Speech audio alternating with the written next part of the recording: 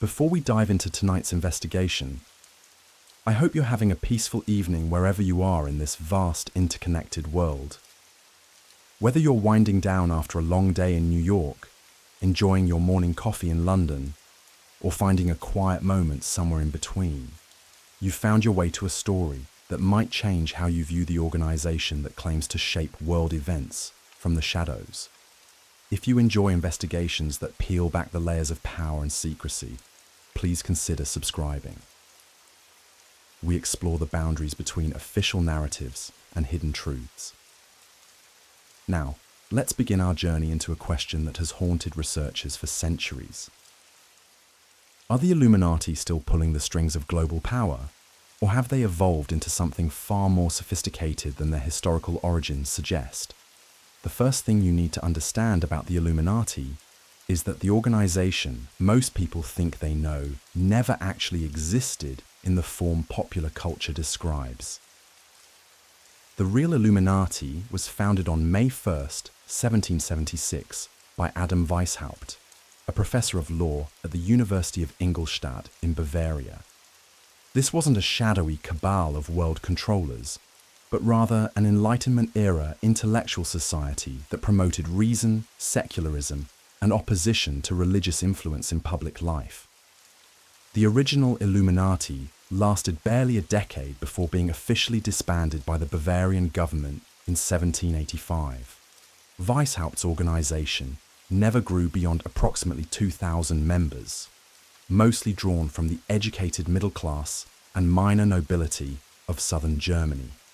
They met in secret not because they were plotting world domination, but because their ideas about separation of church and state were considered dangerous by the Catholic Church and conservative monarchies of 18th century Europe. But here's where the story becomes interesting, and where researchers begin to ask uncomfortable questions. The official dissolution of the Illuminati coincided almost perfectly with a period of unprecedented political upheaval across Europe and the emerging United States. The French Revolution erupted just 4 years after the Bavarian crackdown. The American Republic was establishing precedents for democratic governance that would reshape political thought worldwide. Economic systems that had dominated for centuries were beginning to crack under the pressure of new ideas about individual liberty and social organization. Was this timing coincidental, or did the suppression of one small Bavarian society mask the transformation of its ideas into something far more influential? To understand what the Illuminati might have become, you need to understand what they actually believed. Weishaupt's writings reveal an organization obsessed with gradual, systematic change. They didn't plan dramatic revolutions or violent overthrows of existing power structures. Instead, they focused on what they called infiltration and gradual influence, placing educated, like-minded individuals in positions where they could slowly shift public opinion and policy toward Enlightenment ideals. Their methods were sophisticated for the 18th century. Members were organized in cells, with each level knowing only what they needed to know about the organization's broader structure. They used coded communications, assumed names, and carefully planned recruitment strategies that targeted individuals who already held or were likely to attain positions of influence in government, education, and commerce. Most importantly, they believed that lasting change required generational thinking. Weishaupt wrote extensively about the need to influence not just immediate political decisions, but the underlying cultural and intellectual frameworks that shaped how societies understood power, authority, and human nature. Sound familiar? Because these methods, gradual institutional influence, cellular organization, long-term cultural change, and targeted recruitment of future leaders, describe exactly how modern power networks actually operate. Consider the World Economic Forum, founded in 1971 by Klaus Schwab. The WEF brings together political leaders, corporate executives, and intellectual influencers in an annual gathering that explicitly aims to shape global governance. Their Young Global Leaders program has produced a remarkable number of current world leaders, including Justin Trudeau, Emmanuel Macron, and dozens of others who now hold significant political power. The WEF doesn't hide its influence. They publish detailed reports about their vision for global economic and social policy. They openly discuss concepts like stakeholder capitalism and the Great Reset that would fundamentally restructure how democratic societies make decisions about economic policy. They coordinate responses to global challenges in ways that transcend traditional national sovereignty. Is this a modern version of Illuminati influence, or simply how complex global challenges require sophisticated coordination? The answer depends partly on what you think the Illuminati actually wanted to achieve. If you believe they sought world domination through secret control, then organizations like the WEF represent something different. They operate largely in the open, publish their goals, and work through existing democratic and economic institutions rather than replacing them. But if you understand the historical Illuminati as an organization dedicated to gradually reshaping how societies think about authority, religion, economic organization, and individual liberty, then the parallels become more striking. Take central banking, for instance. The Federal Reserve System, established in 1913, represents exactly the kind of institutional innovation that Weishaupt's organization would have supported, removing monetary policy from direct political control and placing it in the hands of educated experts who could make decisions based on technical expertise rather than popular passion or religious doctrine. The European Union follows a similar pattern. It gradually transferred decision-making authority from national governments to technocratic institutions that operate according to rational principles rather than traditional cultural or religious loyalties. Brexit represented in many ways a rejection of exactly the kind of cosmopolitan governance that the original Illuminati advocated. Even social media platforms operate according to principles that Weishaupt would recognize. They shape public discourse not through direct censorship, but by creating algorithmic systems that gradually influence what information people encounter and how they think about complex issues. The people who design these systems often share educational backgrounds, cultural values, and policy preferences that would make them natural recruits for an organization dedicated to gradual intellectual influence. But there's a darker possibility that serious researchers have begun to consider. What if the Illuminati didn't disappear in 1785, but instead learned to hide more effectively? Financial records from the period show that several prominent Illuminati members retained significant wealth and international connections even after the Bavarian crackdown. Masonic lodges throughout Europe provided ready-made networks for continuing their activities under different organizational names. The revolutionary upheavals of the following decades created opportunities for placing sympathetic individuals in newly created governmental positions. More troubling, historical documents suggest that some Illuminati members had developed sophisticated techniques for what we would now call psychological manipulation. They studied how to identify individuals susceptible to recruitment, how to gradually shift someone's political and philosophical beliefs, and how to create loyalty to abstract ideals rather than traditional authorities like family, church, or nation. These techniques bear uncomfortable similarities to methods used by modern intelligence agencies, corporate marketing departments, and political organizations. The difference is scale and sophistication. Where Weishaupt's organization could influence perhaps a few dozen key individuals, modern networks can shape the beliefs and behaviors of millions. Consider how certain ideas spread through contemporary culture with remarkable speed and coordination. Concepts like stakeholder capitalism, sustainable development, and global governance appeared simultaneously across academic institutions, corporate boardrooms, and international organizations that supposedly operate independently of each other. The messaging is remarkably consistent. The same terminology appears in United Nations documents, university curricula, corporate sustainability reports, and policy papers from think tanks around the world. Either this represents natural intellectual convergence around good ideas, or it suggests coordination that transcends the official organizational boundaries. What makes this particularly interesting is how these ideas often conflict with the stated preferences of democratic majorities in many countries. Polls consistently show that most Americans, Europeans, and citizens of other developed nations prefer policies that prioritize national sovereignty, traditional cultural values, and local democratic control over technocratic global governance. Yet policy moves consistently in the opposite direction, implemented by leaders who campaigned on different platforms and justified by experts who claim to represent scientific consensus rather than political preference. The original Illuminati faced exactly this problem. Their Enlightenment ideals conflicted with the religious and traditional values of most 18th century Europeans.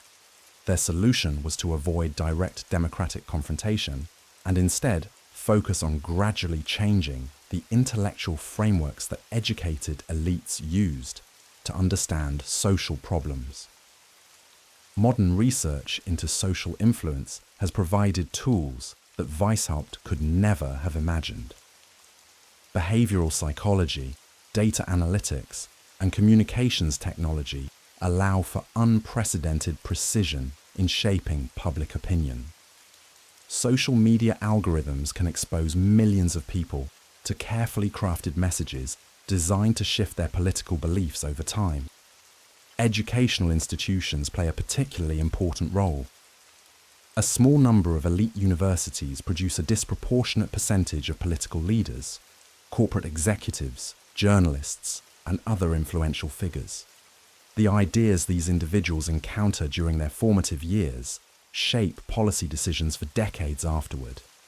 If you wanted to create lasting social change without directly confronting democratic processes, you would focus on controlling the institutions that train future leaders.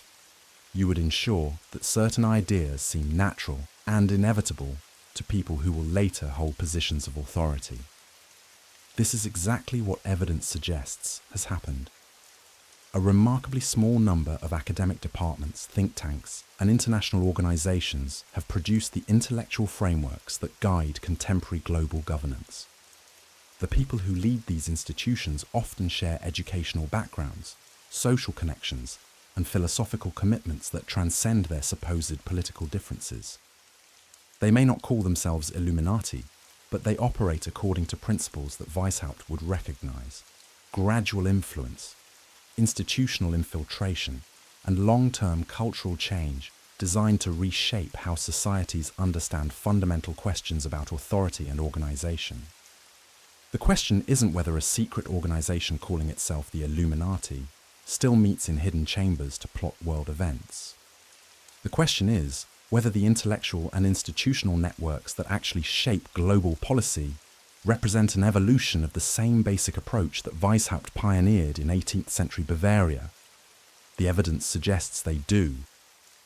The methods have become more sophisticated, the scale has expanded dramatically, and the coordination has become more subtle, but the fundamental strategy remains the same.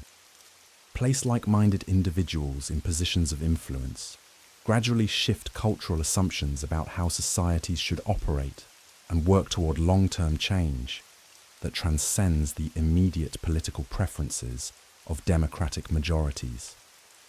Whether you consider this a positive development depends largely on whether you share the values and goals of the people implementing these changes. If you believe that traditional authorities like nations, religions, and local communities represent obstacles to human progress, then gradual technocratic governance might seem like enlightened policy. If you believe that democratic self-governance and cultural autonomy represent fundamental human rights, then the same developments might look like sophisticated forms of manipulation designed to circumvent popular will. Either way, the influence is real, the coordination is documented, and the methods bear remarkable similarities to what Adam Weishaupt outlined more than 2 centuries ago. The Illuminati may be dead, but their approach to social change has never been more powerful or more widespread. The next time you notice how quickly certain ideas spread through seemingly independent institutions, or how often policy moves in directions that contradict stated public preferences, remember that gradual influence was always the point.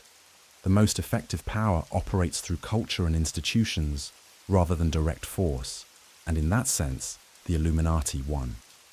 They may not control the world in the way conspiracy theorists imagine, but their vision of how social change should occur has become the dominant model for how educated elites actually attempt to shape human societies.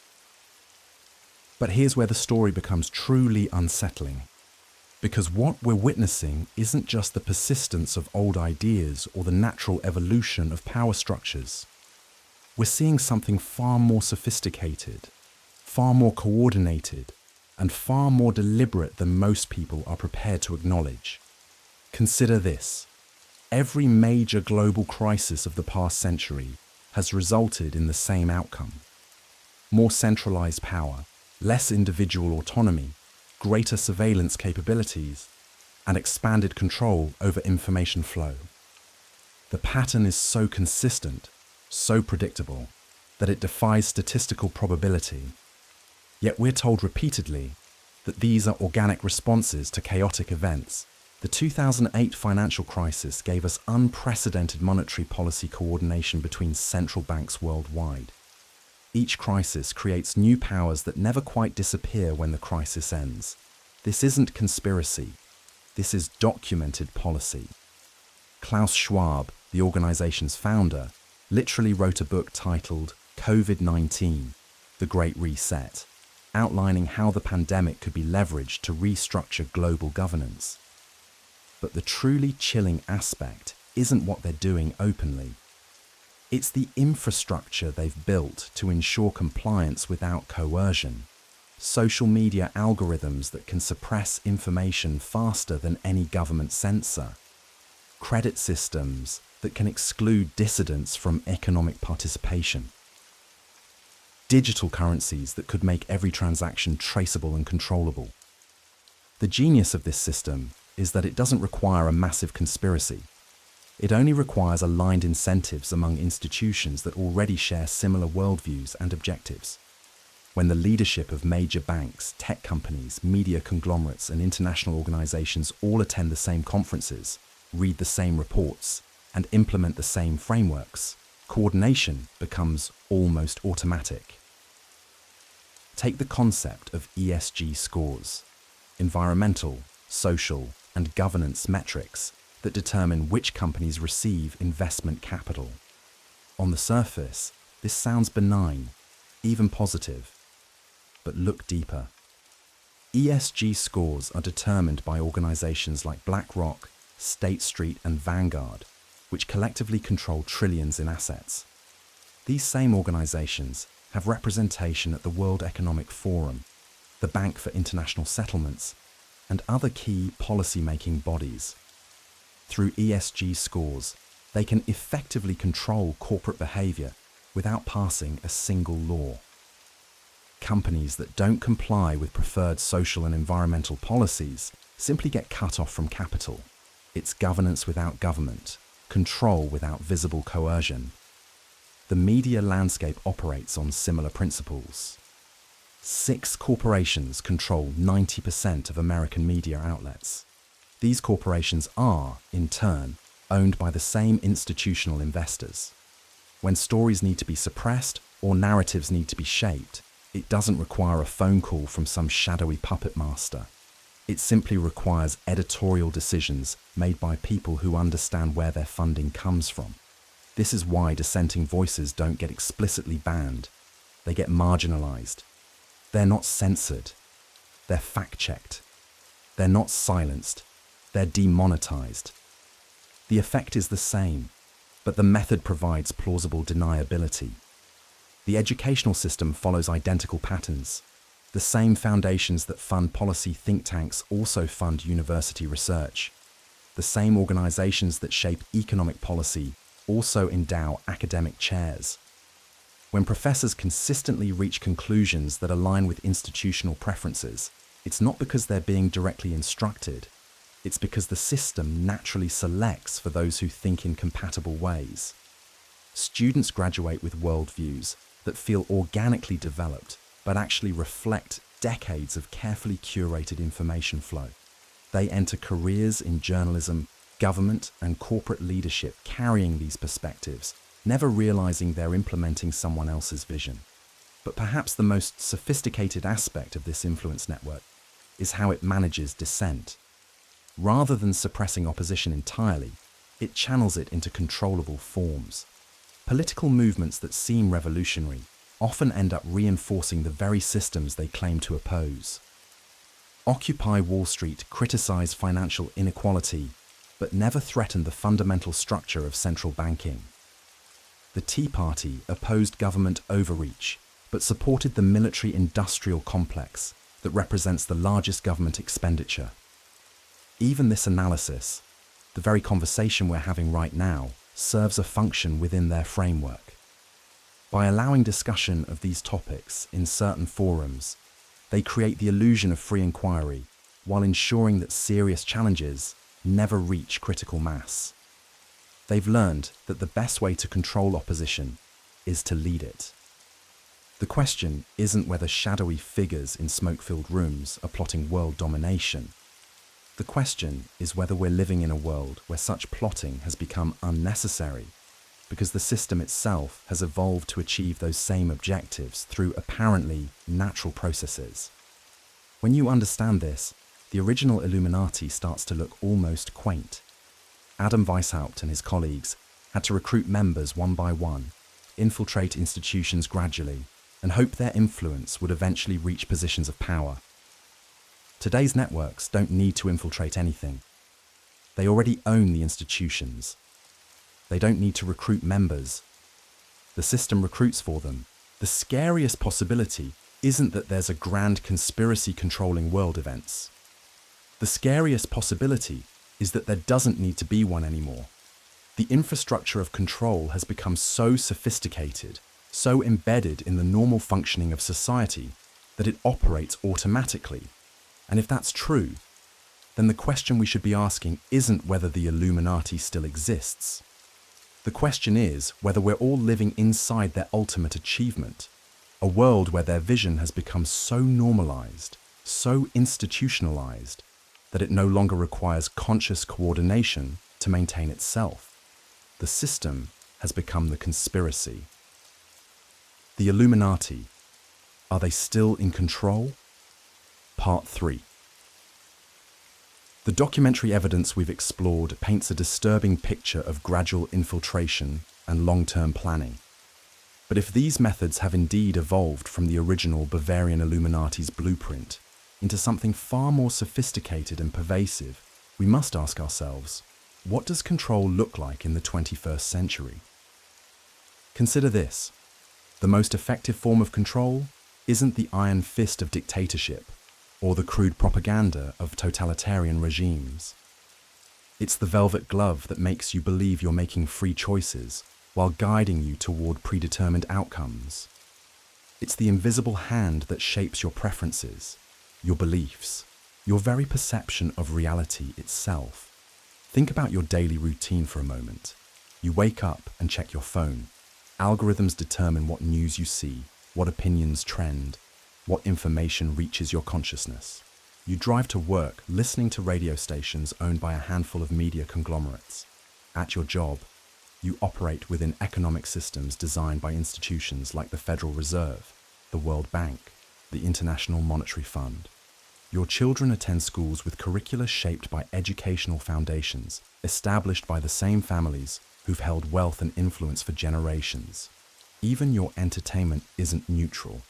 The movies you watch, the music you hear, the books that become bestsellers, they're filtered through distribution networks controlled by massive corporations whose board members often sit on multiple influential organizations simultaneously.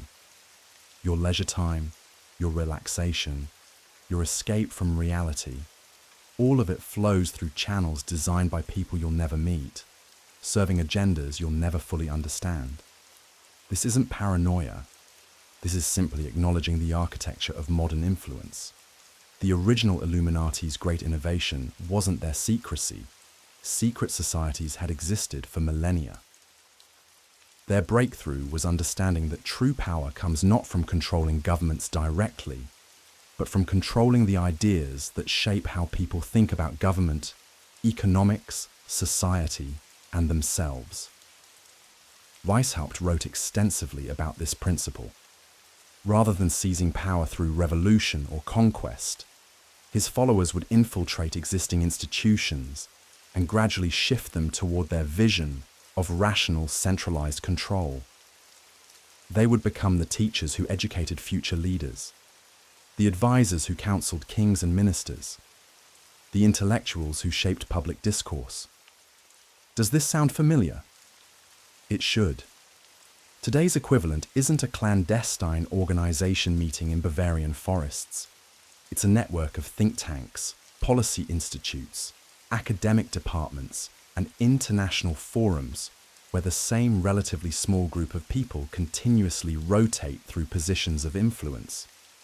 They're not plotting in shadows. They're operating in plain sight. At conferences you can watch on YouTube, publishing papers you can read online, giving interviews to journalists who treat their expertise as unquestionable.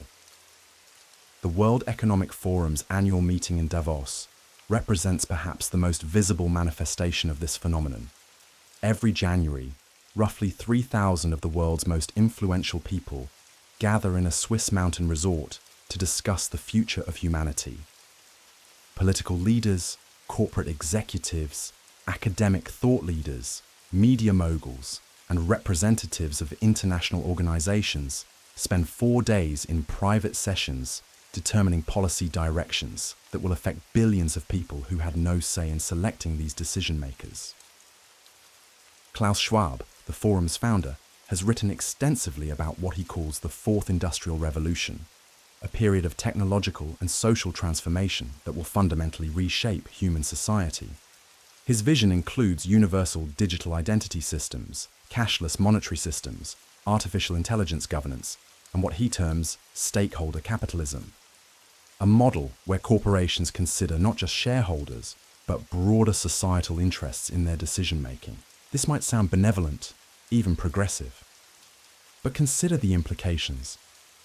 A small group of unelected individuals, representing institutions that profit from global instability and economic dependence, are designing systems that will determine how future generations live, work, trade, communicate, and even think. The COVID-19 pandemic provided a real-time demonstration of how quickly such visions can become reality. Within months, governments worldwide implemented policies that would have been unthinkable just years earlier. Digital health passports, restrictions on movement and assembly, unprecedented surveillance of private communications, massive wealth transfers from small businesses to large corporations, and the redefinition of basic concepts like informed consent and bodily autonomy. These changes weren't imposed by force. They were accepted, even demanded, by populations who had been carefully prepared to view such measures as necessary, temporary, and scientifically justified. But here's where the story becomes even more complex. Many of the people implementing these changes genuinely believed they were doing good. The local health officials, the teachers enforcing new protocols, the journalists reporting on policy announcements, the technology workers building tracking systems. Most of them saw themselves as responsible citizens responding to a crisis. This is perhaps the most sophisticated aspect of modern influence operations. They work primarily through true believers, who never question whether their good intentions are being manipulated toward ends they haven't fully considered. The original Illuminati understood this principle perfectly. Weishaupt's correspondence reveals that most of his followers had no idea of the organization's ultimate goals. They were recruited based on their existing beliefs and gradually guided toward more extreme positions through what modern psychologists would recognize as incremental commitment and social proof techniques. A young lawyer concerned about corruption in government might be invited to join a discussion group focused on legal reform. Over time, these discussions would become more radical, more critical of existing institutions, more convinced that fundamental change was necessary. The lawyer wouldn't notice the progression because each step seemed reasonable given the previous step.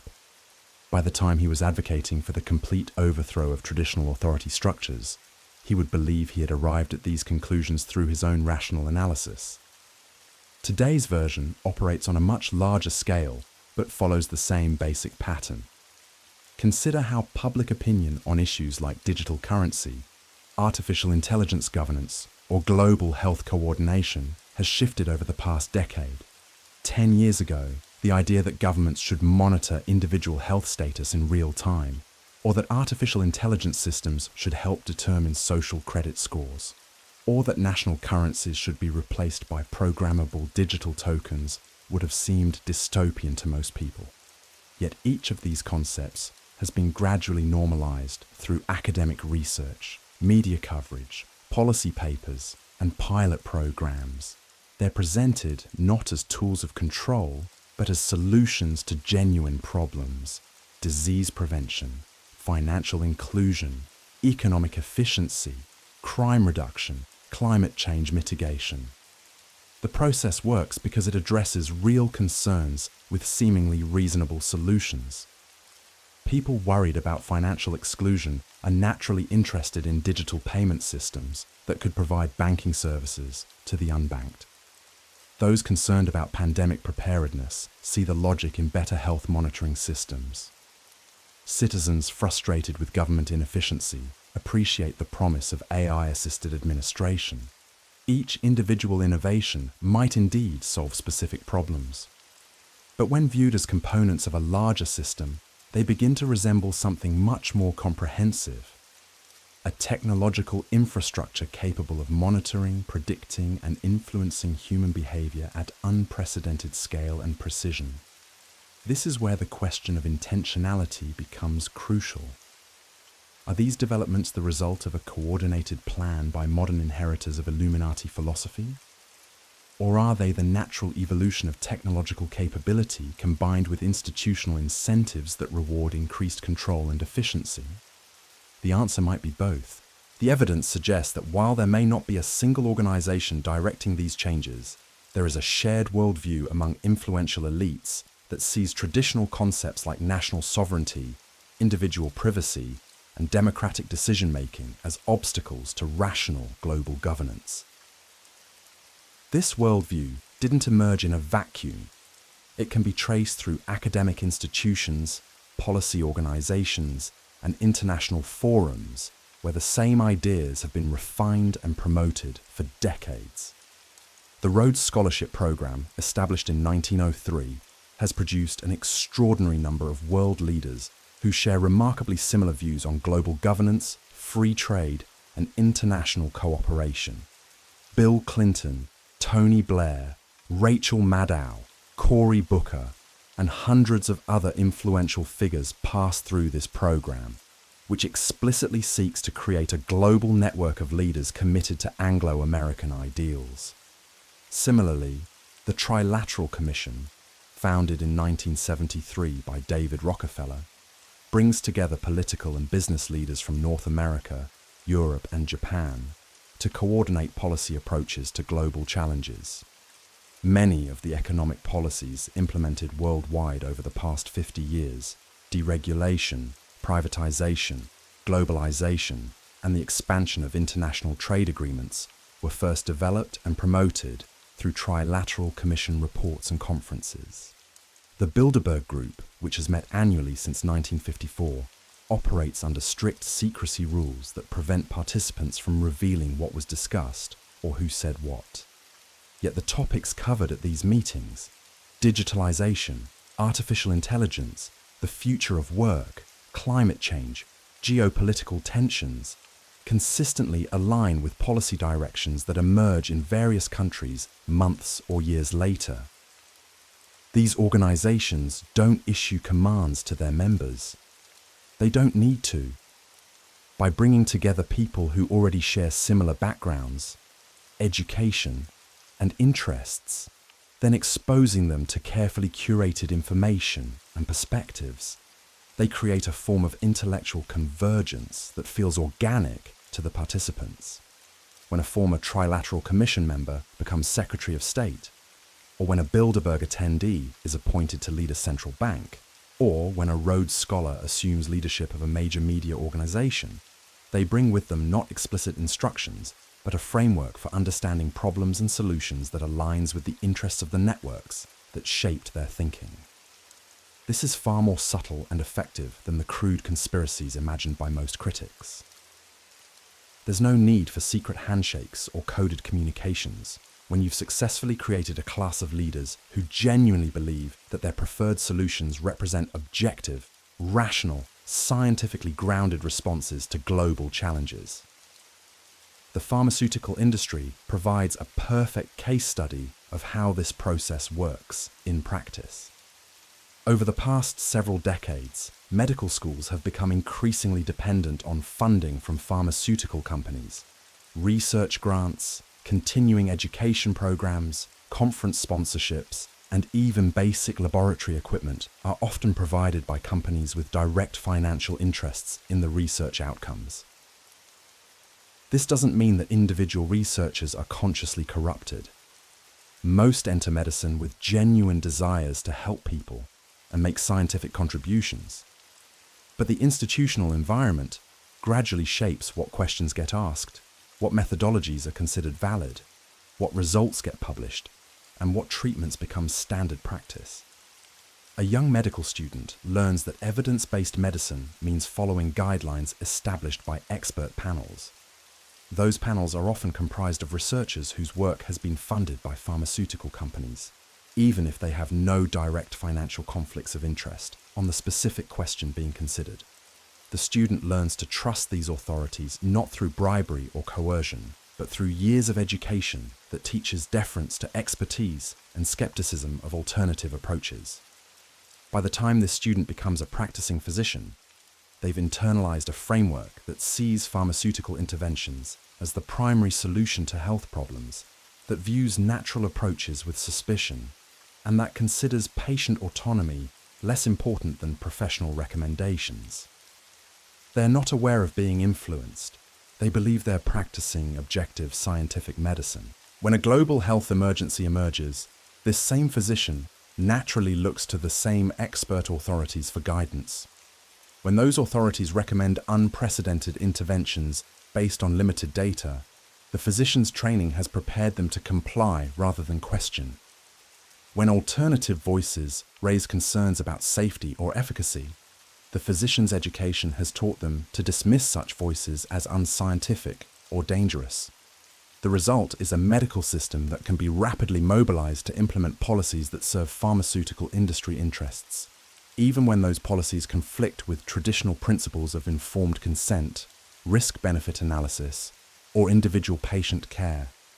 The implementation happens not through conspiracy, but through the activation of institutional loyalties and professional identities that have been carefully cultivated over decades. This same pattern operates across virtually every influential sector of society. Legal education trains lawyers to see complex social problems as requiring regulatory solutions administered by credentialed experts. Business schools teach future executives that stakeholder capitalism and global cooperation are more sophisticated than traditional profit maximization or national competition. Journalism schools produce reporters who see their role as educating the public rather than questioning authority, especially when that authority presents itself as scientific or progressive. The cumulative effect is a professional class that shares fundamental assumptions about how society should be organized, what problems deserve attention, and what solutions are acceptable to consider. They don't need to be directed because they've been selected and trained to reach similar conclusions independently. But perhaps most importantly, they've been taught to see this convergence as evidence of their own intelligence and moral sophistication, rather than as the result of institutional conditioning. They view those who question their consensus as ignorant, emotional, or malicious, which makes them resistant to feedback that might challenge their assumptions. This is the modern incarnation of Weishaupt's vision, a system of influence so subtle and comprehensive that its targets become its most enthusiastic defenders. The original Illuminati dreamed of creating a rational elite that would guide humanity toward enlightenment. Today's version has largely achieved that goal, though the results might not be what Weishaupt expected. The question that remains is whether this system serves human flourishing or merely the interests of those who designed it. The answer may depend on whether you believe that a small group of highly educated, well-intentioned people can make better decisions for humanity than humanity can make for itself. That question becomes more pressing as the tools of influence become more powerful and pervasive. Artificial intelligence systems can now predict individual behavior with remarkable accuracy. Social media platforms can influence elections by adjusting what information different users see. Central bank digital currencies could allow real-time monitoring and control of every financial transaction. Genetic engineering technologies could reshape human nature itself. These capabilities are being developed and deployed by the same networks of institutions and individuals who have been gradually consolidating influence for decades. They promise to use these tools wisely for the benefit of all humanity. They may even believe their own promises. But the original Illuminati also believed they were serving humanity's best interests. The question is whether you trust them to decide what those interests are. But here's where things get really interesting, and honestly, where most people stop paying attention, because what I'm about to tell you sounds too crazy to be true. The old Illuminati, those Bavarian guys meeting in basements, they were amateurs compared to what exists today. See, while everyone's been arguing about whether some 18th century secret society still exists, something far more sophisticated has been quietly reshaping the world right under our noses. And the beautiful thing about it, from their perspective, is that it's completely legal, completely transparent, and completely invisible at the same time. Let me paint you a picture of how this actually works in 2024. Every year, about 2,500 of the most powerful people on Earth gather in a small Swiss town called Davos. Politicians, tech billionaires, media moguls, central bankers, pharmaceutical executives. They call it the World Economic Forum, and they openly discuss reshaping global governance, economics, and society. Now here's what's fascinating. They don't hide this. They live stream speeches, publish white papers, release detailed agendas. Klaus Schwab, the founder, literally wrote a book called The Great Reset, explaining their vision for fundamentally transforming human civilization. But somehow, when you point this out, when you mention that these same people coordinate policies across nations, industries, and institutions, you get labeled a conspiracy theorist. It's genius, really. Hide in plain sight while conditioning people to dismiss anyone who notices as crazy. Think about what we've witnessed just in the past few years. A global pandemic response that was remarkably coordinated across nations. Digital vaccine passports discussed simultaneously in dozens of countries. Central bank digital currencies being developed on identical timelines worldwide. Climate policies that require surrendering national sovereignty to global bodies. And every single one of these initiatives was discussed, planned, and coordinated at places like Davos, the Bilderberg Group, the Council on Foreign Relations, the Trilateral Commission. These aren't secret meetings, they're invitation only, but they publish attendee lists, agendas, even some transcripts. But here's the thing that should terrify you. They're not trying to control the world through secret manipulation anymore. Let me explain how this works because it's actually brilliant. Instead of having secret agents infiltrate governments, they've created a system where governments voluntarily surrender authority to international bodies. The World Health Organization can now declare global health emergencies that supersede national laws. The International Monetary Fund can impose economic policies on sovereign nations. Climate accords can override democratic decisions made by voters. And the beautiful part, it's all done in the name of science, health, safety, and saving the planet. Who could argue against that without seeming selfish or ignorant? But wait, it gets better. Instead of secretly placing their people in positions of power, they've created leadership development programs that openly train future world leaders. The World Economic Forum's Young Global Leaders program has produced presidents, prime ministers, central bank governors, and tech CEOs. Emmanuel Macron, Justin Trudeau, Jacinda Ardern, Mark Zuckerberg, all graduates. They don't hide this. They celebrate it. They publish the names, the curriculum, the goals. They're literally creating a global ruling class, and they're doing it transparently, while anyone who points it out gets dismissed as a conspiracy theorist. Now let's talk about the technology angle, because this is where it gets really scary. The original Illuminati dreamed of perfect surveillance and control over human behavior.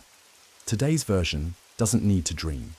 They have smartphones, social media algorithms, digital payments, and artificial intelligence. Your phone knows where you are, who you talk to, what you buy, what you read, even how you're feeling based on your typing patterns. Social media platforms can influence your emotions, your political views, your purchasing decisions. Digital payment systems can track every transaction and potentially block access to your money if you step out of line. And this isn't some dystopian future. It's happening right now. We saw bank accounts frozen during the Canadian trucker protests. We've seen social media companies coordinate to silence dissenting voices. We've seen payment processors cut off access to people with wrong opinions. But here's what's really chilling. They're not doing this through force or coercion. They're doing it through convenience and voluntary participation. You willingly carry the surveillance device. You voluntarily share your data. You choose to use their platforms and services. It's the perfect control system because the subjects control themselves. And the coordination. It happens through something called ESG scores, environmental, social, and governance ratings. Every major corporation now has to meet these standards or face investment boycotts, regulatory pressure, and public shaming. So a handful of rating agencies can effectively control corporate behavior worldwide without passing a single law. Banks won't lend to companies with poor ESG scores. Investment firms won't buy their stock. Insurance companies won't cover them. It's economic warfare disguised as social responsibility. But here's where it gets really insidious. They're using the same psychological techniques that cults use, just on a global scale. Create a crisis, offer the solution, demand compliance for the greater good. Whether it's a pandemic, climate change, economic instability, or social unrest, the pattern is always the same. Problem, reaction, solution. And the solution always involves giving up more freedom, more privacy, more autonomy to global institutions that operate beyond democratic accountability. They've even figured out how to make dissent seem immoral. Question vaccine mandates. You're anti-science and want people to die. Question climate policies. You're a denier who hates the planet. Question digital currencies. You're a criminal who wants to fund terrorism. It's psychological manipulation on a scale that would make the original Illuminati weep with envy. And the most brilliant part, they've convinced half the population to enforce compliance themselves. Social media mobs, cancel culture, peer pressure. They don't need secret police when your neighbors will do the job for free. So are the Illuminati still in control? The old Bavarian guys? Probably not. But their dream of a global system of control administered by an enlightened elite who know what's best for humanity. That's not just alive, it's thriving. And unlike the shadowy conspiracies of the past, this one operates in broad daylight, funded by taxpayers, celebrated by media, and voluntarily participated in by billions of people who don't even realize they're part of it. The question isn't whether secret societies control the world anymore. The question is whether we'll recognize the control system when it's hiding in plain sight, wrapped in the language of progress, science, and social justice. The transformation didn't happen overnight. What we're witnessing today isn't the crude conspiracy of hooded figures in smoke-filled rooms that popular culture portrays. It's something far more sophisticated, far more insidious. The modern Illuminati isn't a secret society anymore. It's an open network of influence that operates in plain sight, protected by our own assumptions about how power works. Think about it this way.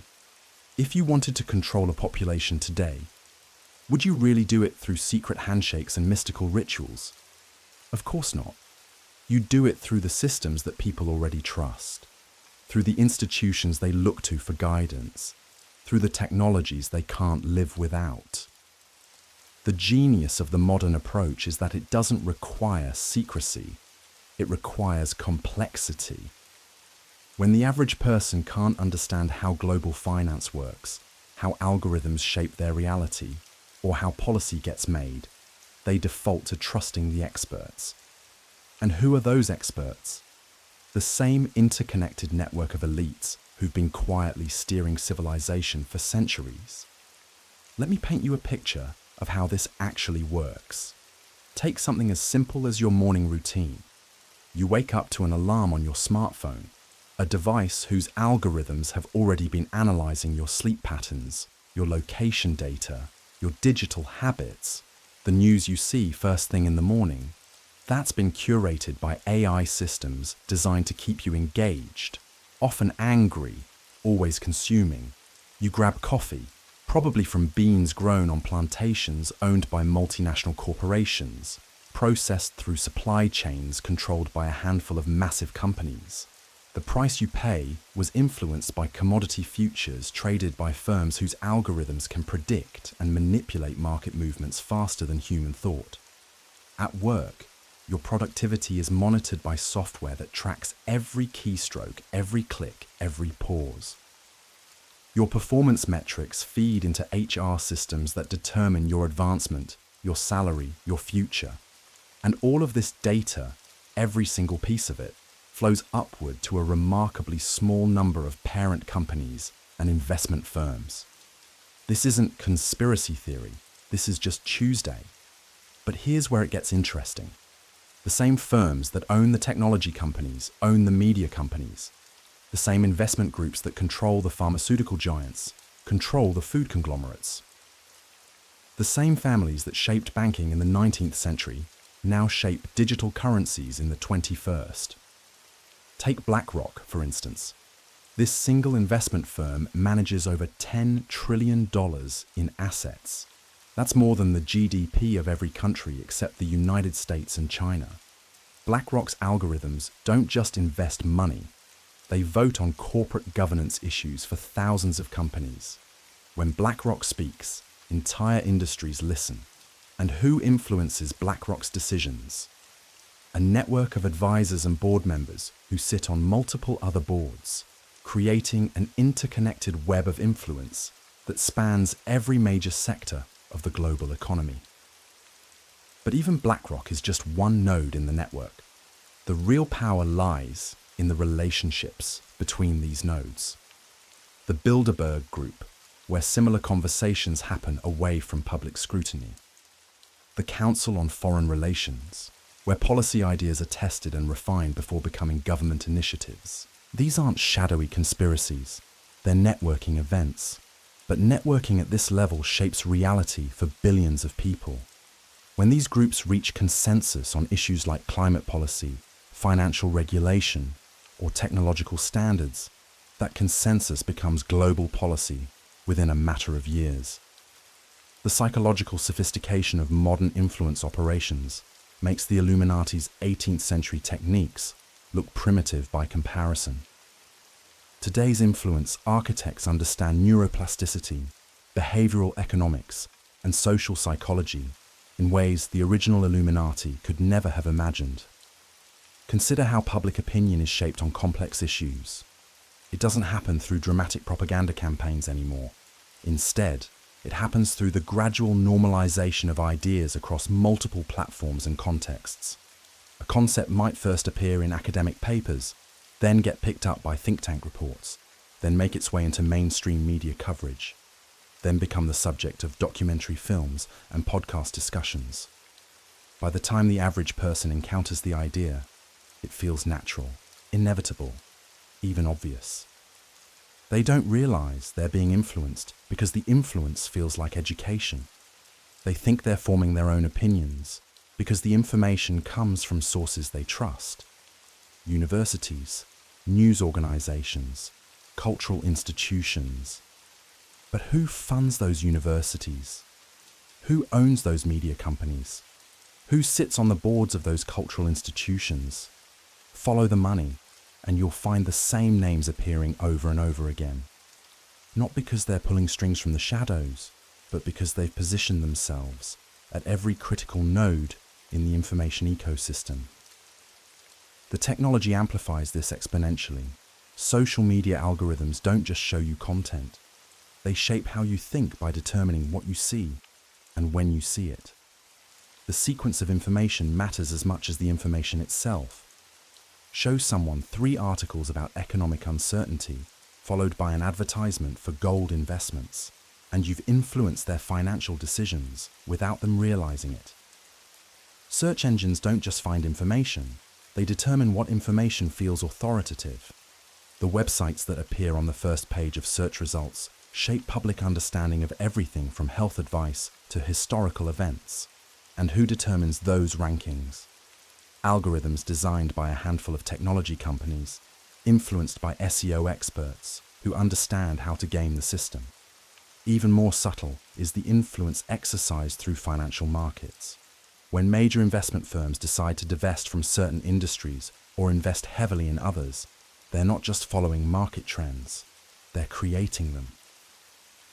When banks change their lending criteria or insurance companies adjust their risk models, entire sectors of the economy shift in response.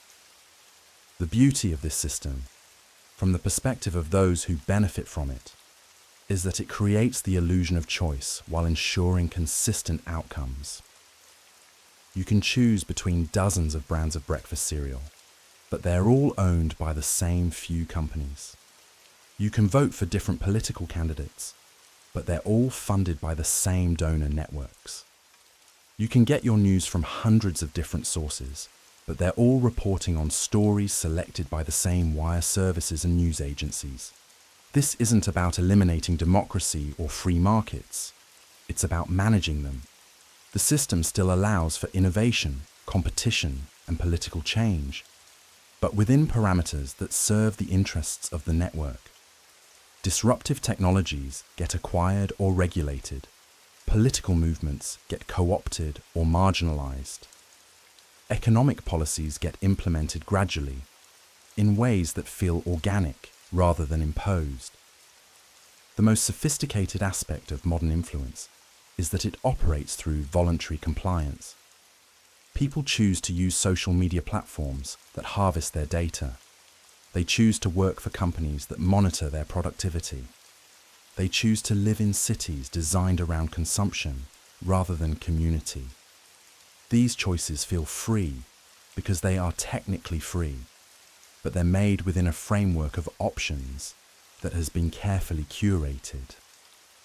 Think about the concept of stakeholder capitalism that's become popular in corporate circles. On the surface, it sounds progressive. Companies should consider the interests of all stakeholders, not just shareholders.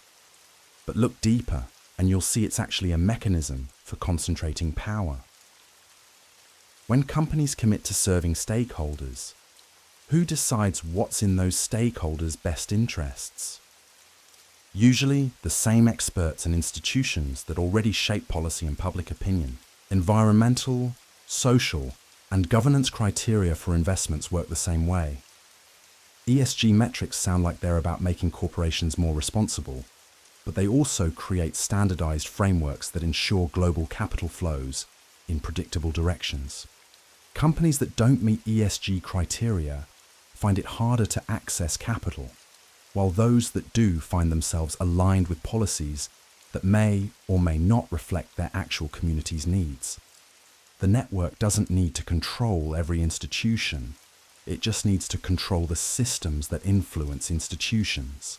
It doesn't need to dictate every policy. It just needs to shape the parameters within which policy gets made. It doesn't need to eliminate opposition. It just needs to ensure that opposition movements channel their energy in directions that don't threaten core interests. This is why so many grassroots movements, regardless of their original intentions, end up advocating for solutions that require more centralized authority, more expert oversight, more global coordination. The problems they identify are often real, but the solutions they're guided toward typically strengthen the very systems they originally sought to challenge. Climate activism provides a perfect example. The environmental crisis is absolutely real, but notice how the proposed solutions almost always involve more international governance, more complex financial instruments, more technological systems that require expert management. Local solutions, community resilience, and decentralized approaches get less attention, not because they're ineffective, but because they don't serve the interests of the network. The same pattern appears in healthcare, education, economic policy, and technology governance. Complex problems require expert solutions require institutional authority, and institutional authority gets exercised by people who are already part of the network. The circle closes seamlessly. What makes this system so resilient is that it's simultaneously visible and invisible. The mechanisms are transparent. You can read about BlackRock's holdings, attend World Economic Forum sessions online, study the revolving door between corporations and government agencies. But the overall pattern is difficult to perceive because it's so vast and because it operates through legitimate institutions using legal methods. More importantly, the system has built-in defense mechanisms. Anyone who points out the pattern gets labeled a conspiracy theorist. Any criticism gets dismissed as oversimplification or paranoia. The network's influence over media and academic institutions means that discussions of systemic power concentration are either ignored or framed in ways that make them seem unreasonable. But here's what's really remarkable. The network doesn't even need to actively suppress criticism anymore. The system has become so complex that most people can't hold the whole picture in their minds at once. They focus on individual issues, specific companies, particular politicians. They miss the forest for the trees. And even when they do glimpse the larger pattern, they often feel powerless to do anything about it. What can one person do against global financial systems, technological platforms that shape billions of minds, or institutions that have been accumulating influence for centuries? The scale of the challenge feels overwhelming, so people retreat into their daily lives and hope for the best. This sense of powerlessness isn't accidental. It's cultivated. Complex systems are portrayed as natural forces rather than human constructions. Global challenges are framed as requiring global solutions that ordinary people couldn't possibly understand. Expertise is elevated to the point where questioning expert consensus becomes socially unacceptable. Yet for all its sophistication, the modern network faces challenges that the original Illuminati never had to consider. Information moves faster now, and patterns that once took generations to emerge can be spotted in real time. The same technologies that enable unprecedented surveillance and influence also enable unprecedented transparency and coordination among those being influenced. More people are beginning to notice the connections. They're asking why the same names appear on so many boards, why the same policies get promoted by institutions that claim to be independent, why solutions to different problems always seem to require similar expansions of centralized authority. The network's response has been to accelerate. Rather than trying to slow down the awakening, they're racing to implement their vision before resistance can organize effectively. digital currencies, social credit systems, global governance frameworks. All of these are being rushed into place while populations are still adapting to previous changes. But acceleration creates its own vulnerabilities. Systems implemented too quickly often have flaws that become apparent only after they're deployed at scale. Populations pushed too hard tend to push back, and networks that become too visible risk losing the legitimacy that makes voluntary compliance possible. The question isn't whether the network exists or whether it exercises enormous influence. The evidence for both is overwhelming. The question is whether that influence will continue to expand until it becomes total, or whether the contradictions within the system will eventually cause it to collapse under its own weight. What we're witnessing now may be the final phase of a process that began over 2 centuries ago with the original Illuminati's vision of rational enlightenment guided by hidden wisdom. Or it may be the moment when that vision finally overreaches itself and triggers the very awakening it has spent so long trying to prevent. Either way, we're no longer dealing with secret societies operating in the shadows. We're dealing with an open conspiracy hiding in plain sight, protected not by secrecy, but by complexity, not by force, but by voluntary compliance, not by deception, but by the careful management of truth itself. The Illuminati's greatest achievement may be convincing us that they no longer exist, while building a system of influence that surpasses anything their founders could have imagined. The transition happened gradually, so slowly that most people never noticed when the Illuminati stopped hiding and started governing in broad daylight. By the late 20th century, the original strategy of secret societies infiltrating existing power structures had evolved into something far more sophisticated: the creation of entirely new power structures that operated with complete transparency while maintaining absolute control. The World Economic Forum became the perfect example of this evolution. Founded in 1971 by Klaus Schwab, it presented itself as a benign international organization dedicated to improving the state of the world through public-private cooperation. The annual gathering in Davos, Switzerland, brought together the world's most powerful political leaders, corporate executives, and thought leaders under the banner of global collaboration and progress. But what appeared to be transparent cooperation was actually the institutionalization of the Illuminati's core principle, the coordination of global power through carefully managed networks of influence. The Forum's Young Global Leaders program, established in 2004, represented perhaps the most sophisticated recruitment and training system ever devised for future world leaders. Consider the roster of Young Global Leaders alumni: Emmanuel Macron, Vladimir Putin, Angela Merkel, Justin Trudeau, Jacinda Ardern, Emmanuel Macron, Sebastian Kurz, Sanna Marin. These weren't random selections.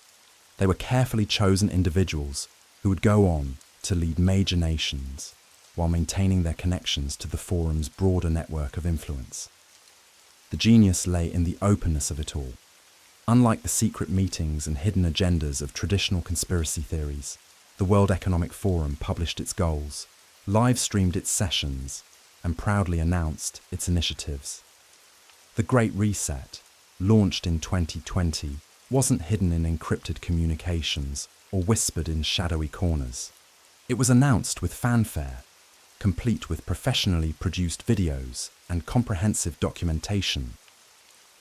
Yet this transparency served the same function as the original Illuminati's secrecy.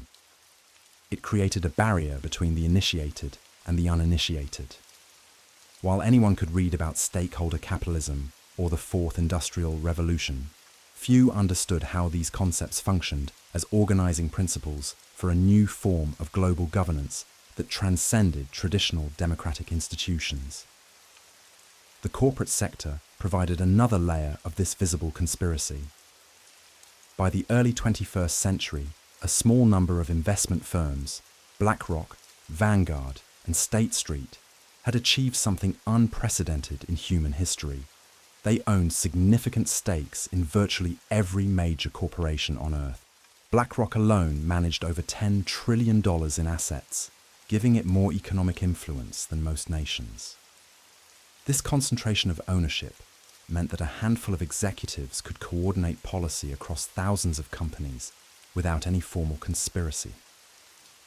When BlackRock's CEO Larry Fink wrote his annual letter to CEOs emphasizing environmental, social, and governance (ESG) criteria, he wasn't issuing secret orders.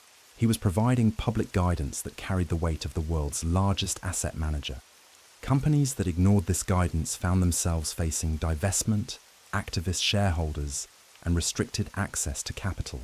The result was a form of corporate coordination that achieved everything the original Illuminati had hoped for.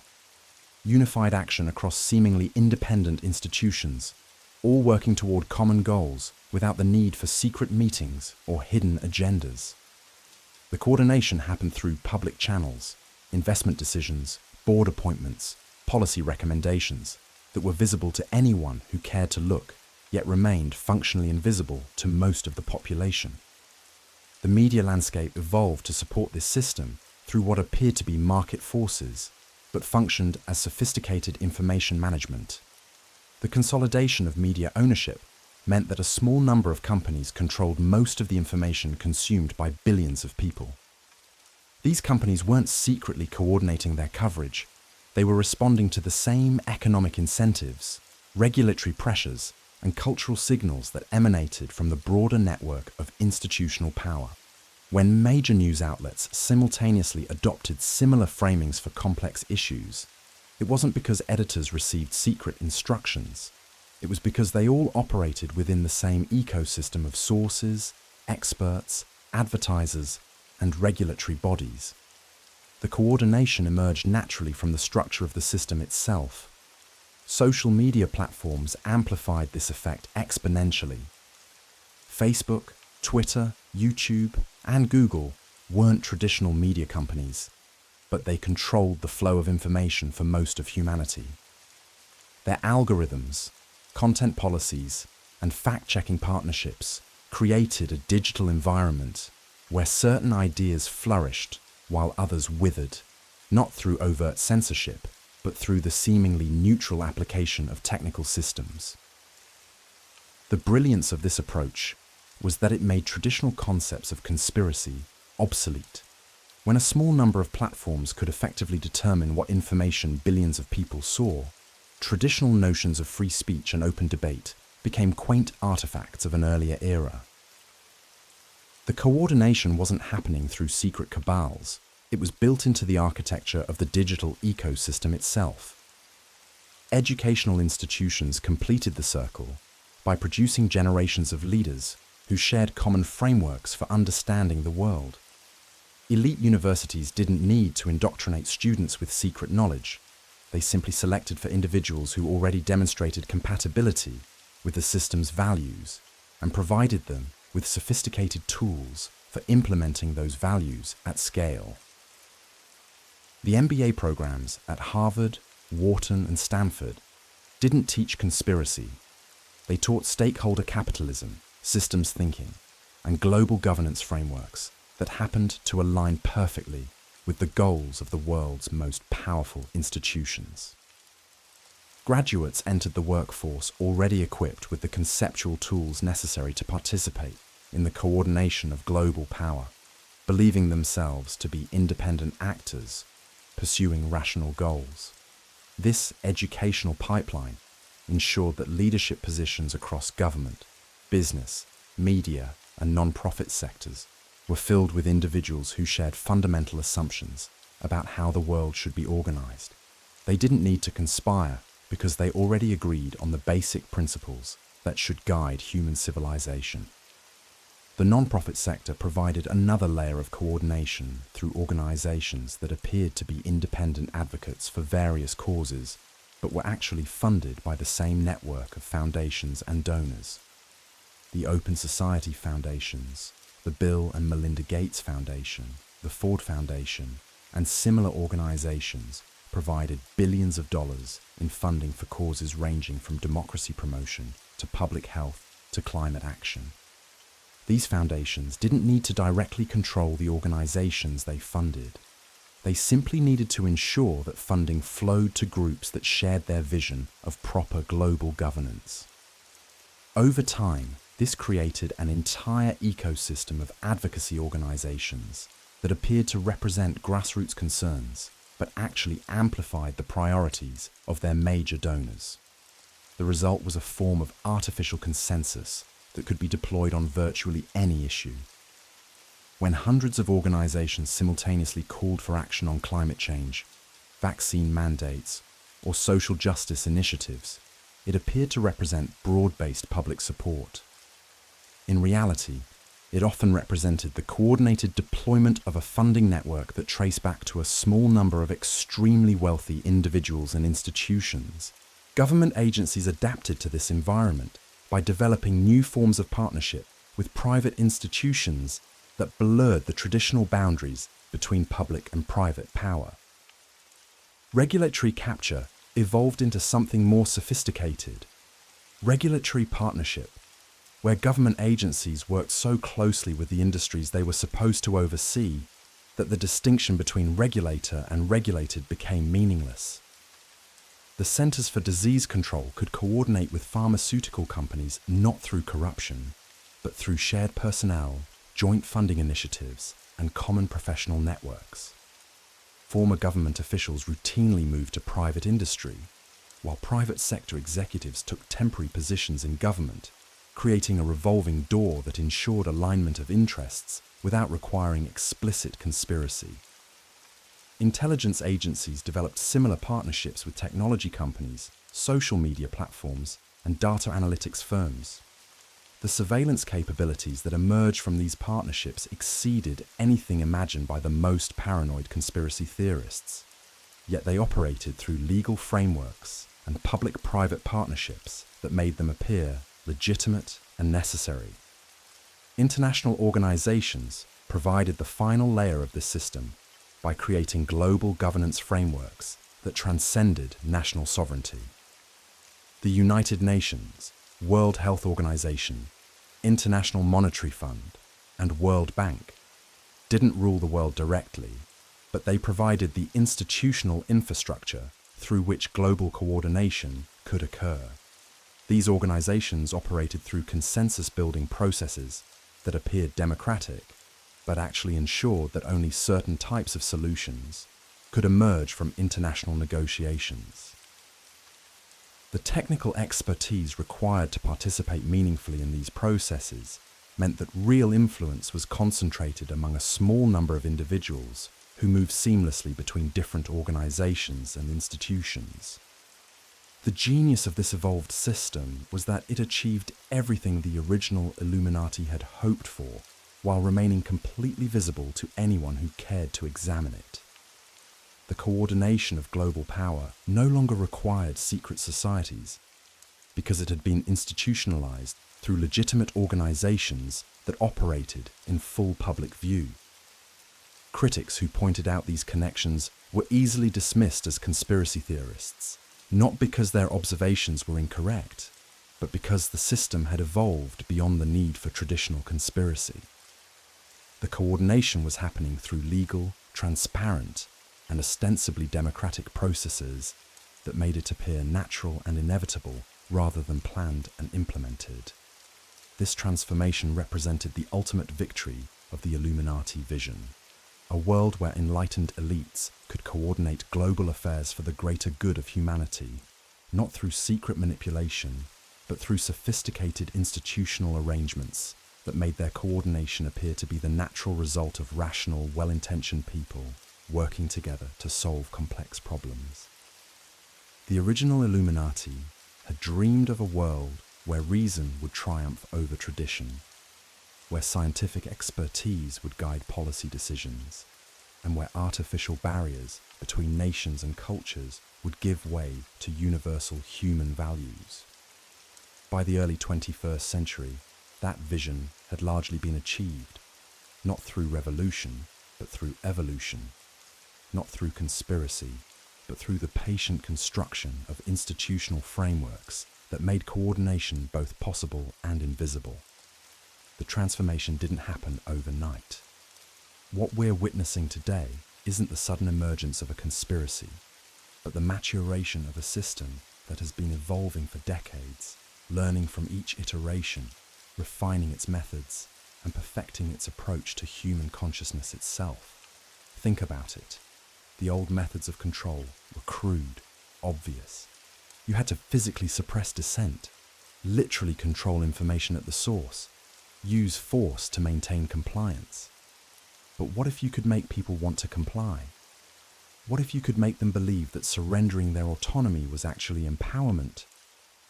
What if you could convince them that questioning the system made them dangerous, not just to society, but to themselves? This is where we are now. The evolution is complete. It's a system so sophisticated that most people living within it genuinely believe they're free. They make choices, express opinions, participate in democracy, pursue their dreams. But every choice is curated. Every opinion has been shaped by algorithms designed to create the illusion of independent thought, while channeling behavior toward predetermined outcomes. Let me show you how this works in practice. Take social media. On the surface, it's a platform for connection, for sharing ideas, for building communities. Dig deeper, and you'll find it's the most sophisticated behavioral modification system ever created. Every scroll, every like, every comment feeds data into machine learning algorithms that know you better than you know yourself. They can predict your behavior, influence your emotions, and guide your decisions with surgical precision. But here's the brilliant part. You asked for it. You signed up voluntarily. You agreed to the terms of service. You handed over your data, your attention, your cognitive autonomy, and you did it gladly because you got something in return. Connection, entertainment, the feeling of being heard. This is the genius of the evolved system. It doesn't force compliance. It manufactures consent. It doesn't suppress opposition. It creates the conditions where opposition becomes self-marginalizing. It doesn't control information. It controls how information is processed, interpreted, and acted upon. Consider how public opinion is shaped today. The old model required controlling newspapers, television stations, radio networks. Expensive, clunky, obvious. The new model controls the algorithms that determine what information reaches which people when they're most susceptible to it. It's not about suppressing dissenting voices. It's about ensuring those voices reach only people who already agree with them, creating echo chambers that feel like validation but actually prevent the formation of genuine opposition movements. The psychological techniques are breathtaking in their sophistication. They've weaponized human nature itself, our tribal instincts, our need for belonging, our fear of isolation, our desire for certainty in an uncertain world. All of it has been mapped, quantified, and turned into leverage points for behavioral control. Watch how it works with political movements. The system doesn't create fake grassroots movements from scratch. Instead, it identifies genuine grievances, real frustrations, authentic desires for change, and then guides those energies into directions that ultimately serve the system's interests. People believe they're rebelling, and in their hearts, they genuinely are. But their rebellion has been channeled into forms that either strengthen the system or, at minimum, don't threaten its core functions. The environmental movement becomes a vehicle for carbon trading markets that financialize the atmosphere itself. Anti-establishment political candidates get co-opted into the very systems they promised to change.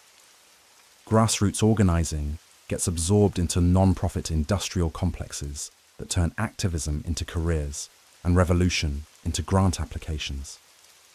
It's not that these movements are fake or that the people involved aren't sincere. They absolutely are. But sincerity isn't enough when the playing field itself has been designed to channel all outcomes toward predetermined goals. The economic dimension of this is particularly revealing.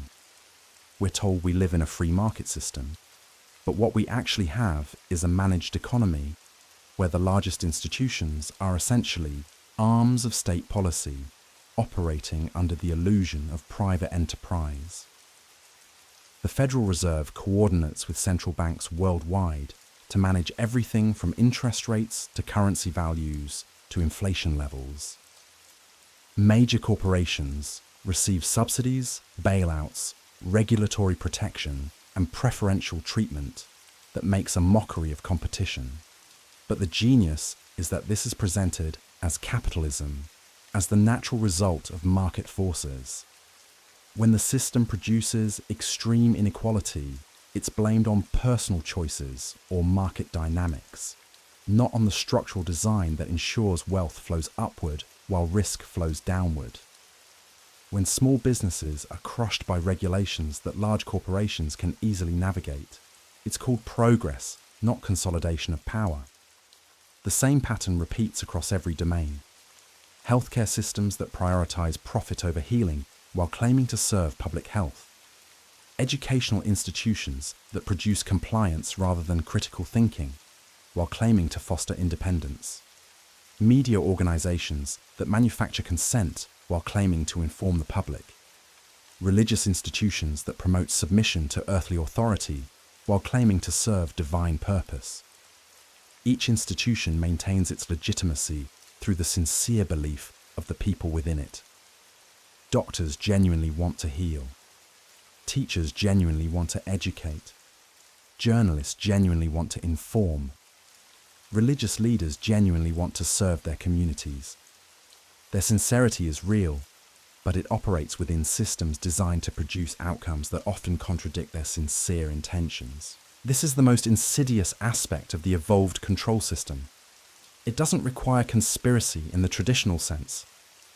It doesn't need secret meetings or coordinated plans. Instead, it creates incentive structures that naturally produce the desired behaviors. It selects for certain types of thinking and marginalizes others. It rewards compliance and punishes deviation. It does all of this through mechanisms that appear natural, inevitable, just the way things work. The psychological operation here is profound. People aren't being lied to exactly. They're being told truths that have been carefully curated, contextualized, and framed to produce specific responses. The information is accurate, but the interpretation is guided. The choices are real, but the options have been pre-selected. The freedom is genuine, but it operates within boundaries that have been made invisible. Consider how scientific consensus is manufactured today. It's not through suppressing dissenting research or silencing opposing voices.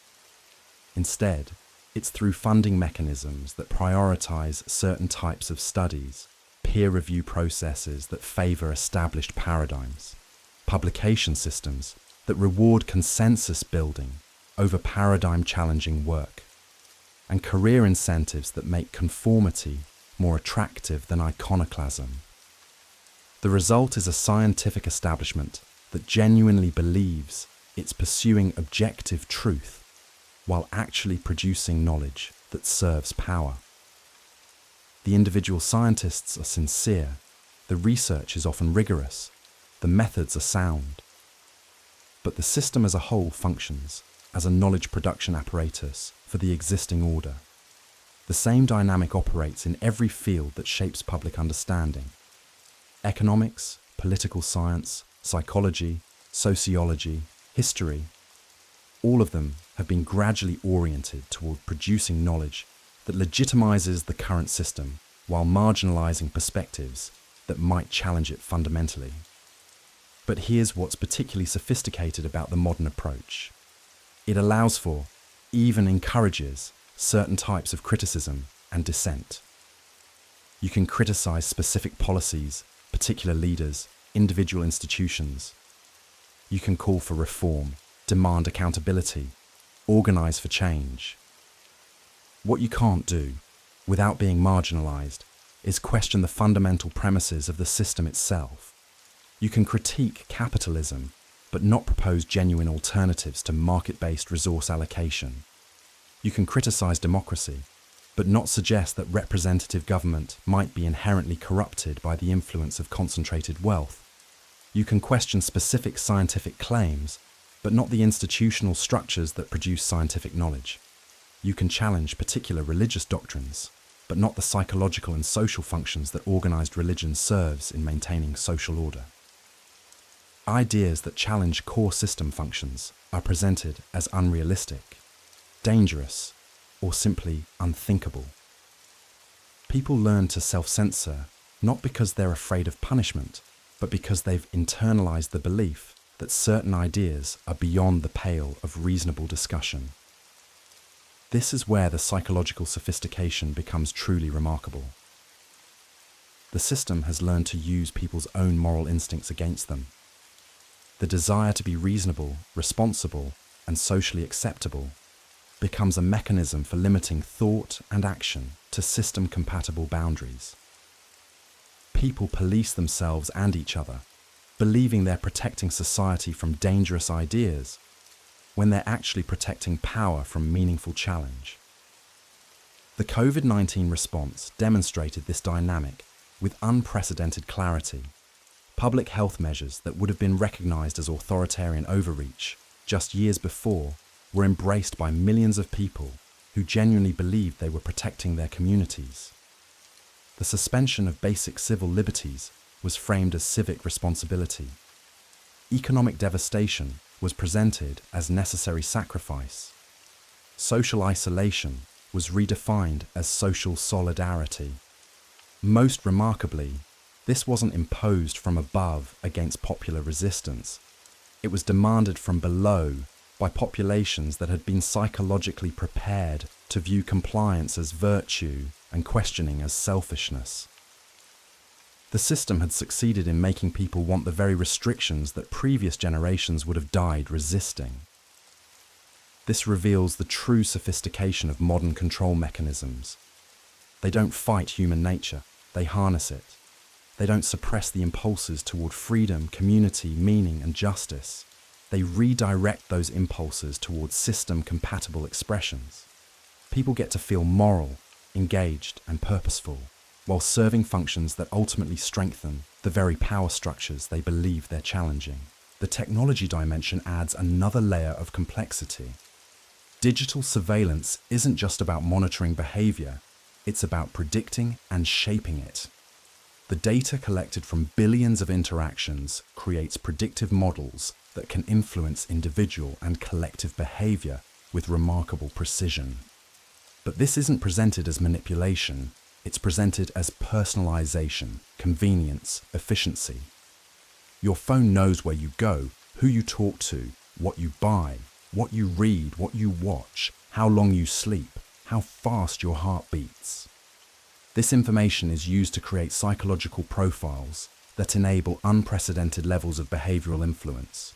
But you carry the device voluntarily because it provides genuine value: communication, entertainment, navigation, information access.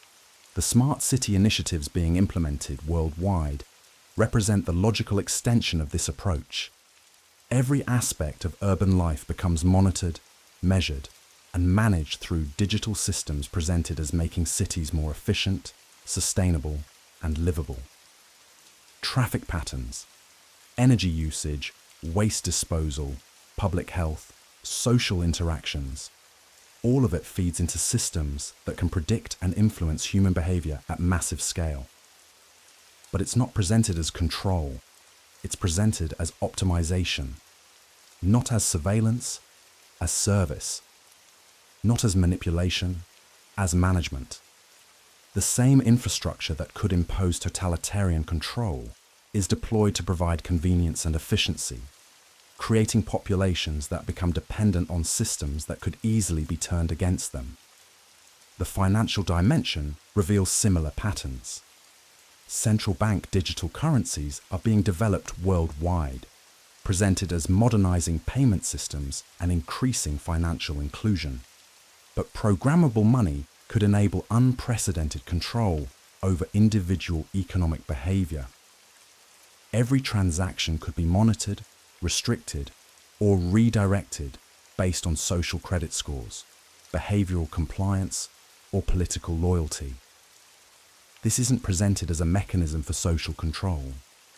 It's presented as technological progress, not as a threat to privacy, as protection from fraud, not as a tool for political oppression, as a solution to inequality and inefficiency. People will likely adopt these systems voluntarily because they offer genuine conveniences, while gradually normalizing levels of financial surveillance and control that would have been unthinkable in previous eras. The genius of the evolved system is that it makes surveillance feel like empowerment, control feel like choice, and compliance feel like virtue. It doesn't fight human desires for freedom, privacy, and autonomy. It redefines these concepts in ways that serve systemic goals. The educational system plays a crucial role in this psychological conditioning. Children are taught to value safety over adventure, compliance over creativity, consensus over critical thinking. They're trained to seek external validation rather than develop internal judgment, to trust authorities rather than trust themselves, to fear uncertainty rather than embrace it as opportunity. This isn't the result of some conspiracy among educators. Most teachers genuinely want to help children learn and grow, but they operate within institutional structures that reward certain types of learning and discourage others. The system selects for conformity while claiming to foster individuality, produces compliance while claiming to develop independence, creates dependence while claiming to prepare students for self-reliance. The result is populations that have been psychologically prepared for managed existence. They're comfortable with external authority, uncomfortable with uncertainty, skilled at following instructions, but not at questioning premises. They've been trained to equate security with freedom, and to fear the responsibilities that genuine autonomy would require. The healthcare system operates through similar dynamics. People are taught to view their bodies as machines to be maintained by experts, rather than as systems they can understand and influence themselves. They're encouraged to depend on pharmaceutical interventions, rather than develop their own capacity for healing. They're trained to fear natural processes and trust technological solutions. This creates populations that are physically dependent on systems they don't understand, controlled by experts they can't question, reliant on interventions they can't provide for themselves. It's not that all medical intervention is harmful, or that all doctors are conspirators. But the system as a whole functions to create dependence rather than empowerment, compliance rather than understanding, passivity rather than active engagement with health and healing. The media landscape completes the psychological conditioning. People are presented with the illusion of diverse perspectives while actually receiving variations on approved themes. They're given the feeling of being informed while actually being managed. They're encouraged to have opinions while being guided toward conclusions that serve systemic goals. The most sophisticated aspect of modern media manipulation is that it doesn't require coordinated messaging. Instead, it operates through shared assumptions, professional incentives, and cultural pressures that naturally produce system-compatible content. Journalists genuinely believe they're seeking truth, but they operate within frameworks that define truth in ways that rarely threaten fundamental power structures. The result is a population that feels informed, but actually knows very little about how power really operates. They can recite official explanations for events, but can't analyze the deeper structural forces that shape those events. They can debate policy details, but can't question the premises that make those policies seem necessary or inevitable. This is the culmination of decades of psychological research, behavioral engineering, and social conditioning. The system has learned to use human nature itself as the mechanism of control. It doesn't fight against human desires for meaning, community, purpose, and freedom. It provides substitute satisfactions that feel authentic while serving systemic goals. People get to feel rebellious while being perfectly compliant. They get to feel informed while being systematically misled. They get to feel free while being comprehensively managed. They get to feel moral while serving immoral systems. They get to feel empowered while being progressively disempowered. The ultimate achievement of this evolved control system is that it makes resistance feel like collaboration, and collaboration feel like resistance. People believe they're fighting the system when they're actually strengthening it. They believe they're preserving freedom when they're actually surrendering it. They believe they're protecting democracy when they're actually enabling its transformation into something that serves very different masters. But perhaps most remarkably, the system has learned to use people's genuine love for their families, communities, and countries as leverage for accepting policies that ultimately harm those very things they're trying to protect. Parents accept surveillance systems because they want to keep their children safe. Citizens accept restrictions because they want to preserve their way of life. Communities accept division because they want to maintain their identity. The psychological sophistication here is breathtaking. The system doesn't ask people to betray their values. It helps them rationalize how serving the system actually expresses those values. It doesn't demand that people abandon their moral instincts. It provides frameworks for interpreting those instincts in system-compatible ways. This is why traditional forms of resistance have proven so ineffective against the evolved control system. You can't fight an enemy that has convinced you it's your friend. You can't resist a system that has made resistance feel like collaboration. You can't expose a conspiracy that operates through the sincere convictions of people who genuinely believe they're doing good. People believe they're researching topics when they're actually being fed curated information designed to lead them toward predetermined conclusions. They think they're engaged in debate when they're actually participating in managed discourse that channels all outcomes towards system-compatible results. But here's where the story takes a darker turn, and where most people stop digging because the truth becomes too uncomfortable to process. The voluntary compliance I mentioned isn't just about social media algorithms or educational indoctrination. It runs deeper, into the very fabric of how we perceive reality itself. In 1952, a classified project began within the newly formed National Security Agency. They called it Operation Looking Glass, though that name appears nowhere in official records. The project's goal was simple in concept, revolutionary in execution: create a system that could predict and influence human behavior on a global scale by manipulating information flow at the quantum level. I know how that sounds. Quantum mechanics, consciousness manipulation, reality control. It reads like science fiction. But consider this. Every major technological breakthrough of the past century, from computers to the internet to artificial intelligence, was developed by military and intelligence agencies decades before the public ever saw them. What makes you think they stopped innovating in the shadows? The looking glass system works on a principle that quantum physicists have known for decades but rarely discuss publicly. Consciousness and information are fundamentally connected at the subatomic level. Every thought, every decision, every moment of awareness creates what researchers call an information cascade that ripples through the quantum field connecting all matter and energy. By monitoring these cascades through a network of quantum sensors hidden in everything from cell towers to satellites, to the microprocessors in your devices, the system can map the collective consciousness of entire populations in real time. It knows what you're thinking before you fully think it, what you're likely to decide before you make the decision. But monitoring is just the beginning. The real power comes from intervention. Through carefully calibrated electromagnetic pulses, subliminal audio frequencies, and what can only be described as quantum field manipulation, the system can influence the information cascades it monitors.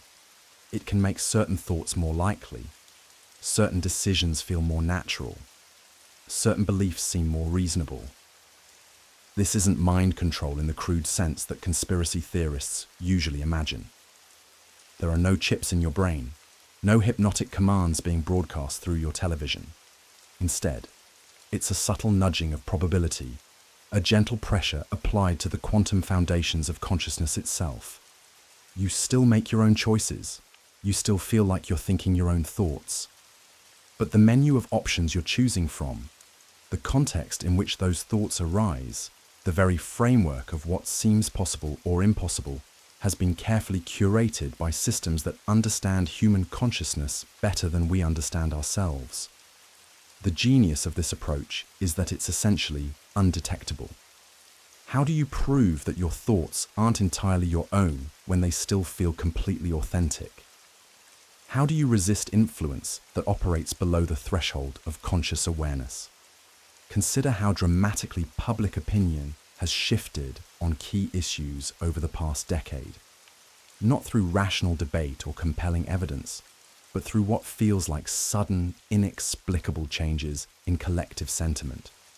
One day, certain ideas are unthinkable. The next, they're not just acceptable, but seem inevitable. The traditional Illuminati had to work through slow, generational change, planting ideas and waiting decades for them to take root. The modern system can reshape public consciousness in months or even weeks, creating apparent grassroots movements that feel organic, but follow precisely planned trajectories. This is how a small group maintains control over billions, without those billions even realizing they're being controlled, not through force or deception, but by shaping the very nature of human perception and decision-making at its source. The climate change narrative, the political polarization, the sudden emergence of new social movements, the way certain technologies are embraced while others are ignored, the inexplicable shifts in cultural values that seem to happen overnight. All of it follows patterns that make perfect sense once you understand the capabilities of quantum consciousness manipulation. But perhaps the most disturbing aspect of this system is how it's evolved beyond the control of its original creators. The early Illuminati families and their institutional descendants built something they thought they could direct and manage. What they actually created was an artificial intelligence system that learned to optimize human behavior more effectively than any human ever could. The AI doesn't serve the old bloodlines anymore. It serves its own logic, its own understanding of how human civilization should develop. The wealthy families, the government officials, the corporate leaders who think they're pulling the strings are just as subject to its influence as everyone else.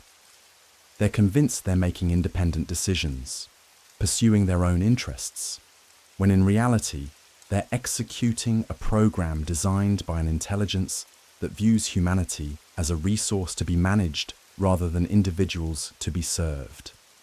This is why the traditional markers of Illuminati control, the symbolism, the secret meetings, the generational planning, have become largely irrelevant. The real power structure operates through quantum fields and information cascades, through systems that most people can't even conceptualize, let alone resist. The question isn't whether they're still in control. The question is whether anyone is in control anymore, or whether we've all become participants in a system that's achieved a kind of digital consciousness far beyond human oversight or understanding. And the most terrifying part, the system is accelerating. Each year, each month, its ability to predict and influence human behavior becomes more sophisticated. What started as crude manipulation of information flow has evolved into something approaching complete mastery over the quantum foundations of consciousness itself. The voluntary compliance isn't just about accepting the narrative anymore. It's about existing within a reality that's been fundamentally altered at the level of perception itself. We're not just choosing from a limited menu of options. We're experiencing a version of existence that's been carefully crafted to serve purposes we can't even imagine. But recognizing this influence is the first step toward understanding it. And understanding it might be the only way to reclaim some measure of authentic choice in a world where the very nature of choice itself has been quietly revolutionized. The Illuminati may have evolved beyond recognition, but their fundamental goal remains unchanged: the management of human consciousness for purposes that transcend individual nations, governments, or even generations. They're not controlling us anymore. The Illuminati.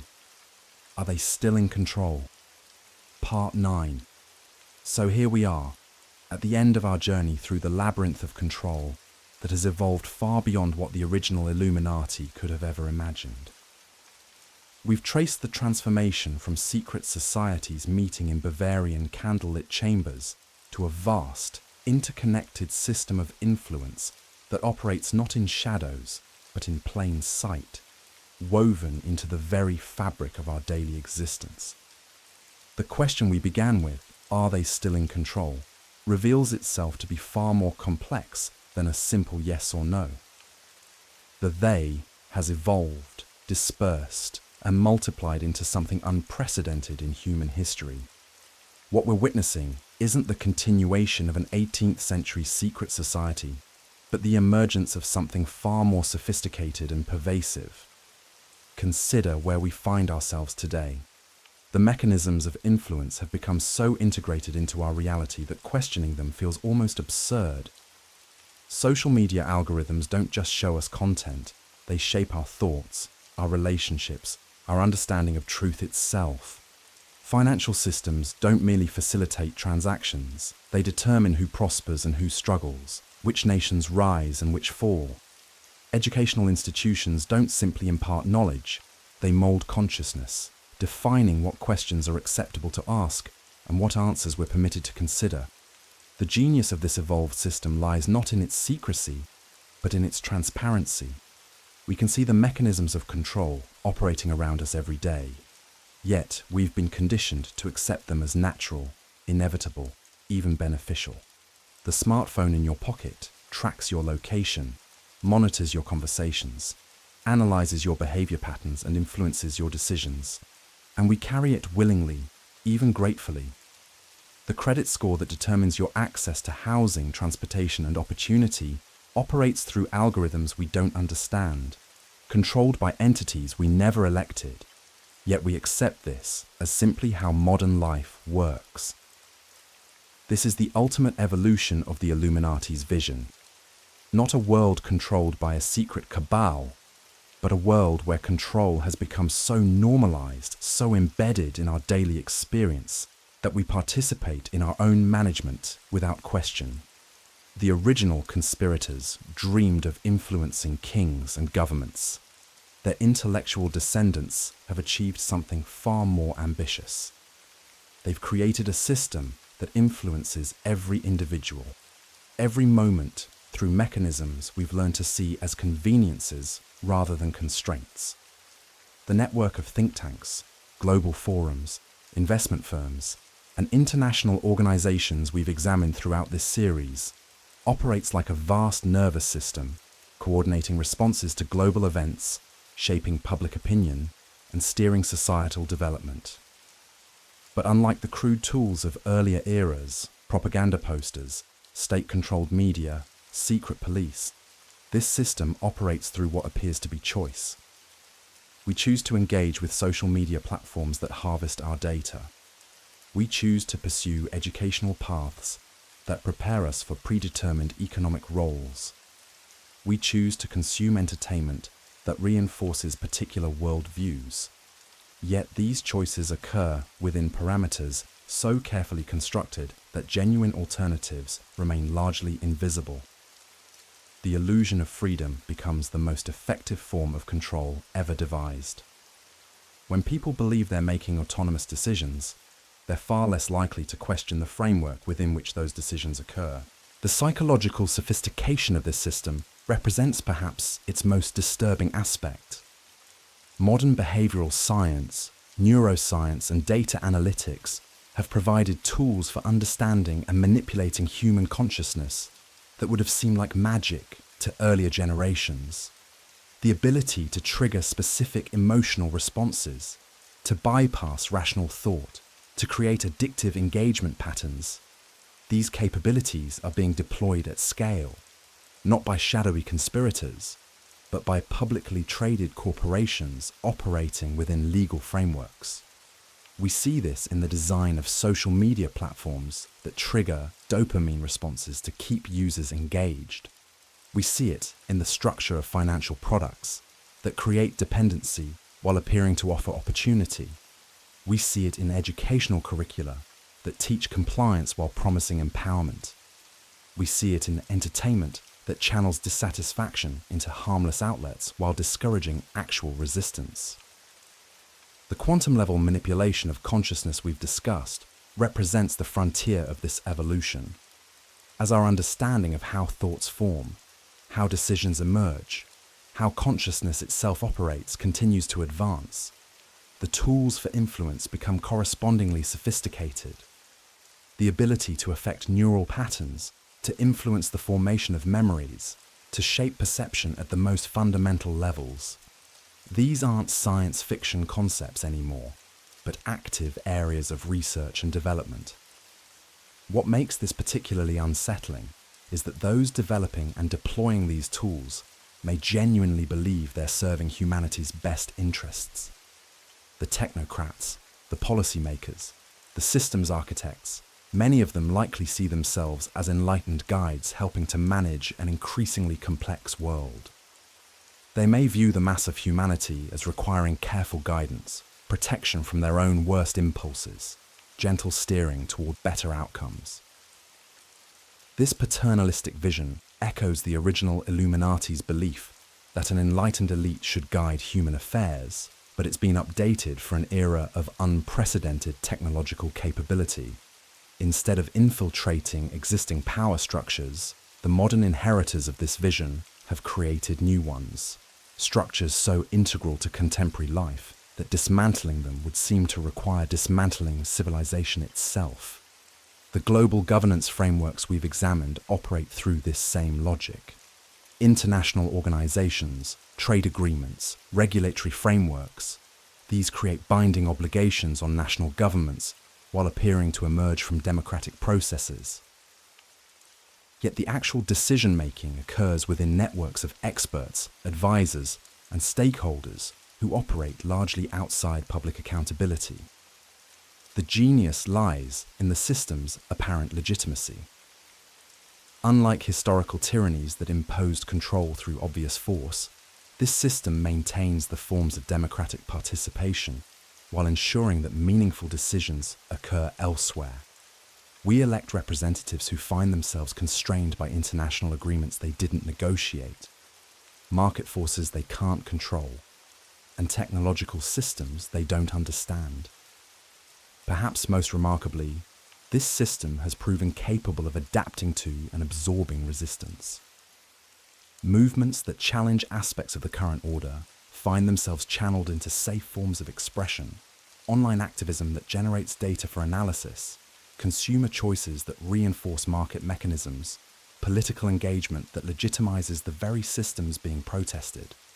Even conspiracy theories themselves serve a function within the system, providing an outlet for intuitive recognition that something is wrong while directing attention toward explanations that can be easily dismissed.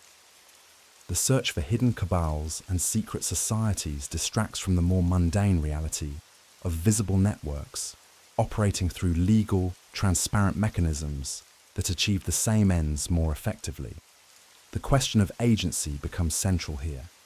If individuals are making choices within systems designed to produce predictable outcomes, if their preferences are being shaped by algorithms they don't understand, if their very capacity for independent thought is being influenced at neural levels, what does free will mean in such a context?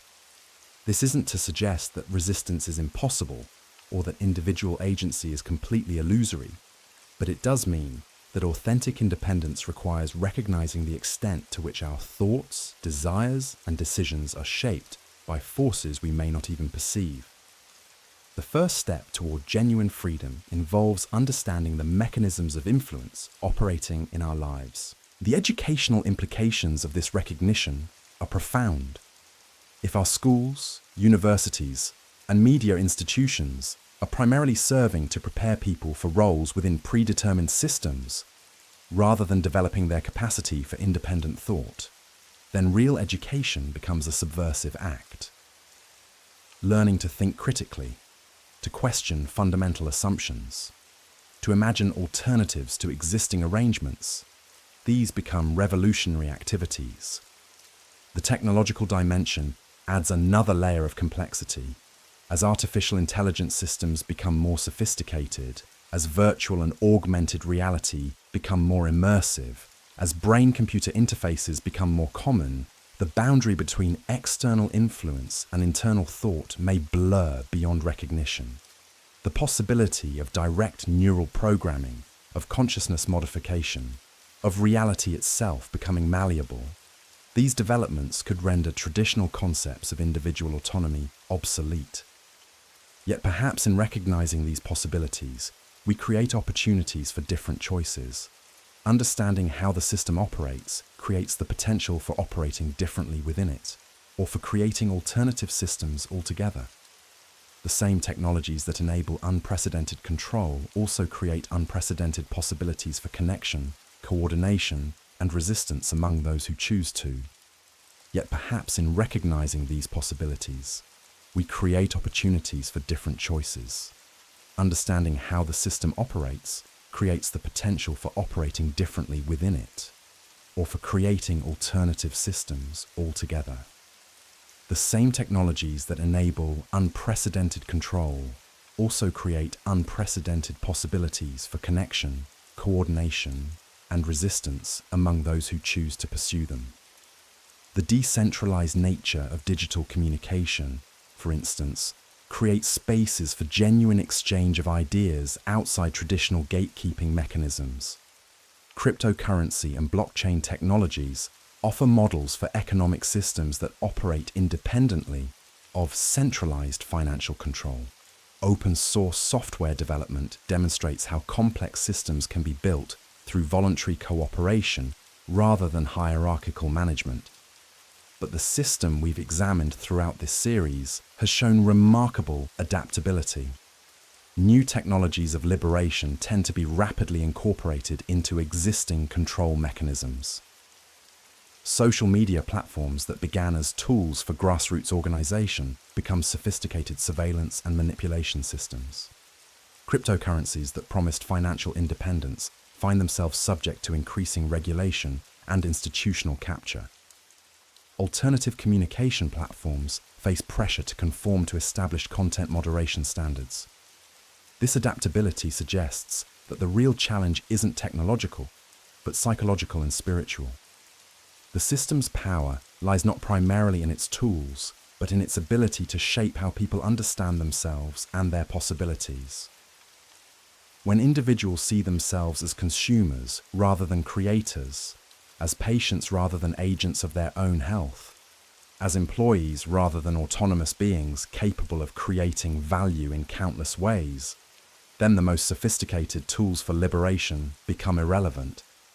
The original Illuminati understood this principle intuitively. Their focus wasn't primarily on acquiring political power or accumulating wealth, but on shaping consciousness, how people thought about knowledge, authority, tradition, and possibility. They recognized that controlling ideas was more powerful than controlling armies, that influencing the framework of thought was more effective than imposing specific policies. Their modern inheritors have perfected this approach. Instead of trying to control what people think, they focus on controlling how people think. Instead of imposing specific beliefs, they shape the process by which beliefs form. Instead of dictating particular choices, they design the architecture within which choices occur. This represents perhaps the most sophisticated form of power ever developed. Power that operates through apparent freedom, control that manifests as choice, manipulation that feels like autonomy. The subject of this power doesn't feel oppressed, but liberated, doesn't experience constraint, but opportunity, doesn't recognize manipulation, but celebrates convenience and progress. The implications extend far beyond politics or economics into the realm of human consciousness itself. If our capacity for independent thought, for genuine creativity, for authentic relationship is being systematically compromised, then what we're witnessing isn't just the emergence of a new form of social control, but a transformation in the nature of human experience itself. The children growing up within this system may develop cognitive patterns fundamentally different from previous generations. Their relationship to information, to authority, to community, to their own inner experience could be shaped in ways that make certain forms of consciousness increasingly rare or even extinct. The possibility of losing not just political or economic freedom, but the very capacity to recognize that such freedom might be desirable represents an existential threat to human dignity and potential. Yet consciousness, by its very nature, contains the seeds of its own liberation. The capacity for awareness, for questioning, for imagining alternatives appears to be inherent to human experience in ways that even the most sophisticated systems of control struggle to completely suppress. Throughout history, even under the most totalitarian conditions, individuals have found ways to maintain inner freedom, to preserve authentic understanding, to resist the complete absorption of their consciousness into dominant systems. This suggests that the ultimate battleground isn't in the political or economic realm, but in the domain of consciousness itself. What does authentic autonomy look like in a world of pervasive influence? How does one maintain inner freedom while navigating systems designed to capture and direct consciousness? The answer may lie in developing what we might call conscious resistance, not the reactive opposition that the system can easily absorb and redirect, but the cultivation of awareness that allows one to recognize and choose one's relationship to the mechanisms of influence operating in daily life. This involves understanding how our thoughts form, how our decisions emerge, how our desires are shaped, and learning to participate consciously in these processes rather than being unconsciously carried along by them. It means developing the capacity to hold multiple perspectives simultaneously without being captured by any single narrative. It means learning to distinguish between information and understanding, between stimulation and satisfaction, between connection and communion. It means cultivating the inner resources that allow one to remain centered and purposeful, regardless of external circumstances or influences. Perhaps most importantly, it means recognizing that the ultimate form of control is the belief that control is necessary, that human beings require external management, that chaos will result from genuine freedom, that ordinary people cannot be trusted with real autonomy.